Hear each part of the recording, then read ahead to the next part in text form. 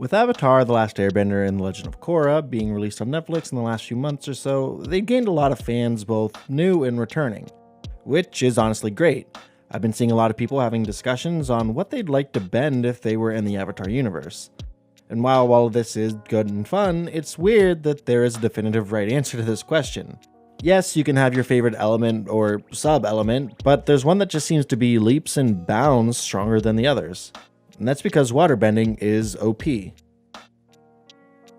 And consider this your spoiler warning for a bunch of things from both Avatar series. And while we're here, comment down below what you'd like to hear me talk about next, and make sure you subscribe to stay up to date on everything we're putting out.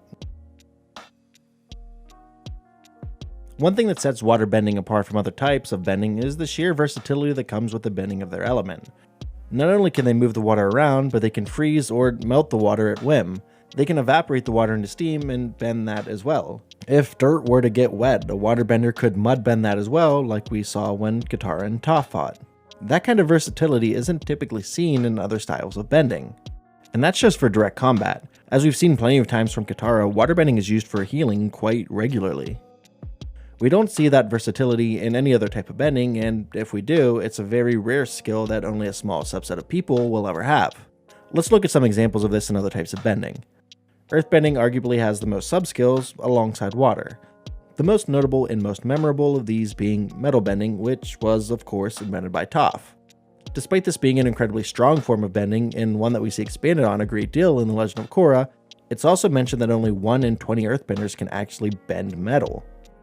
We actually see that Bolin, a professional earthbender, is completely unable to do so, even when everything depends on it. But what he can do is an even more rare earthbending ability, lava bending. What makes this so much different than what waterbenders can do is that many of these subsets aren't something that are universally available to all earthbenders. Where any waterbender worth their weight can change the state of water from liquid to ice to steam, we aren't seeing earthbenders change rocks into sand and back during a fight. In fact, sand bending is also different and slightly more difficult than typical earthbending. As for healing, we've only seen one other element that has been used in any kind of healing capacity, firebending. But that was a pretty brief scene in The Legend of Korra, and it really wasn't even healing. It looked more similar to some kind of key reading before Korra was placed into, that's right, healing water.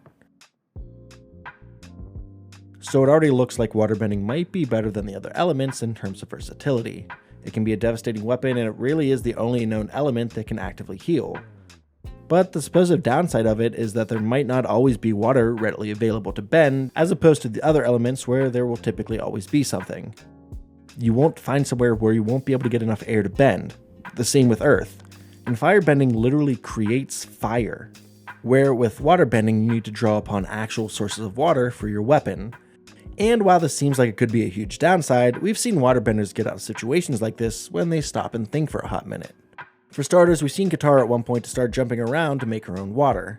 Katara is then able to break out of the prison they're held in by bending her own sweat, which, while gross, really serves to prove a point. But that's not the only way we've seen water grabbed where it might be hard to find large reserves. While showing Katara some new bending techniques, Hama demonstrates that it's possible to rip the water right out of plants' bodies. Which, while killing plants, is a very effective method of obtaining a large amount of water rather quickly. But let's say that a waterbender was trapped in the desert and the bending sweat, while possible, wouldn't exactly do the trick.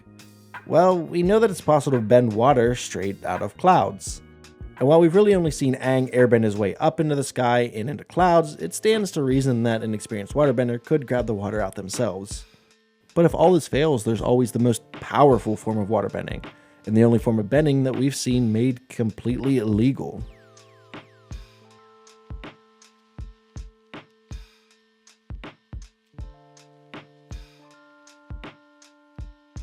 Bloodbending is by far the most powerful individual form of bending that we've seen, and it plays a very big part in why waterbending is so overpowered. We're first introduced to bloodbending by Hama as she shows it to Katara.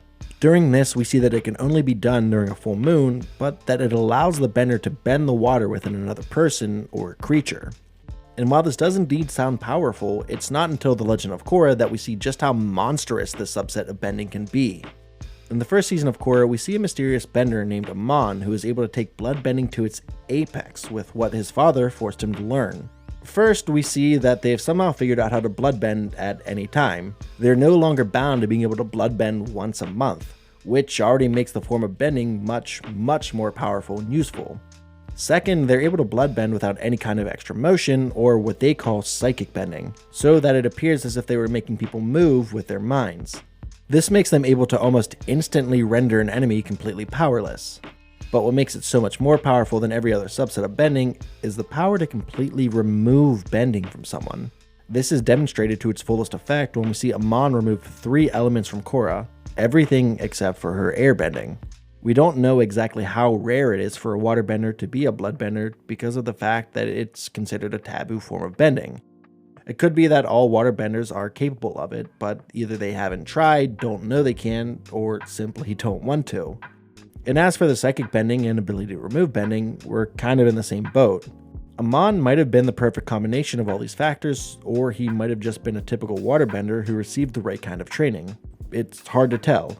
But one thing for sure, this ability, along with the other factors that I mentioned, really shows that compared to the other 3 elements, waterbending is incredibly overpowered. But anyways, this has been 10K Bill, and thanks for watching. Follow me on Twitter to yell at me about anything I may have missed. Comment down below what you'd like to hear me talk about next. And of course, make sure you subscribe for all your entertainment-related content.